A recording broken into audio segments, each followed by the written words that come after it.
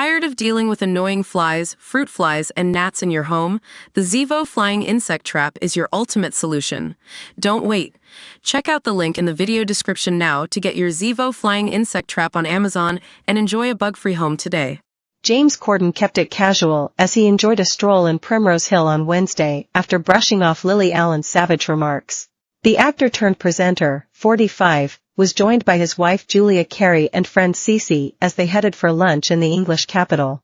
The Gavin and Stacey star wore a simple long-sleeved black shirt and jeans, before adding a pop of color with some pale pink New Balance trainers.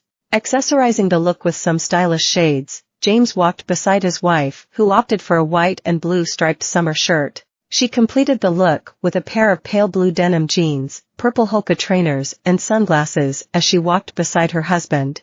Their outing comes after James brushed off Lily's savage remark that he was desperate for friendship with her, according to sources who have claimed the former late-night host branded the singer's podcast comments tacky. James, who is back in the UK after living in the United States for the better part of a decade, was recently branded a beg friend by the British singer as she recalled their first meeting.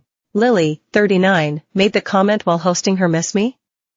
podcast alongside childhood best friend and fellow Nepo baby Makita Oliver.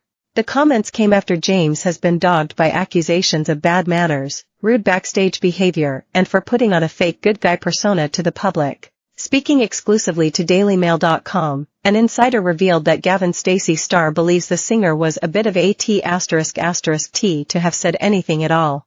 James gets a bunch of heat on how he treats people over and over again and is a very polarizing person, the source said.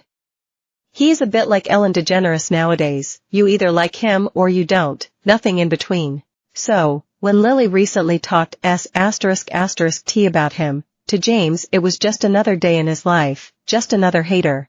They continued, he thought for Lily to bring up their past was tacky, and that she was a bit of a T***T to have said anything at all. He believes he has never been desperate and deserves better and is pretty much over people talking about him in a negative way. But the only way that will change is when he starts to change. The insider added that the former The Late Late Show host still doesn't understand why so many people have spoken out against him in recent years. James doesn't get why he upsets so many people because he is just being himself, the source added. But being himself is a little delusional, and actually the problem is he is always about himself, and if you don't befriend him, or side with him, he makes you feel that it is your fault. The source noted that the TV star would need to take time to reflect if he wants to avoid any future feuds. It is a respect thing, and it is a two-way street that James doesn't always adhere to, so this will continue to happen until he changes his own attitude and approach, they said. James' spat with Lily is the latest in a long line of allegations about his diva-like behavior in recent years.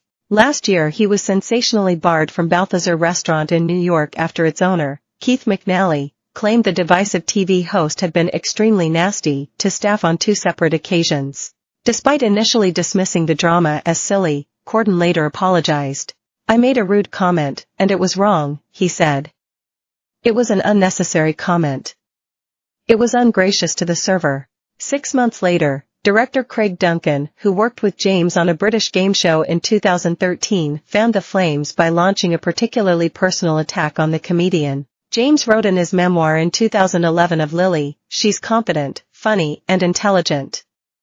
I guess I went out with Lily 4 or 5 times in total, and not once was it a proper date. It always seemed to involve other people and not just the two of us. He wrote that the reality dawned on him when he was hanging out with Lily at her home with a couple of her friends. Lily apparently then said she was going to bed, so Corden accompanied her upstairs, where she showed him into the guest bedroom and told him good night. Never have I felt such a douchebag, he wrote. Who was I trying to kid? I remember lying in bed and realizing how badly I'd misread the signs. There was no me and Lily, it was all in my mind. Duncan called him the most difficult and obnoxious presenter he has ever worked with. Ja.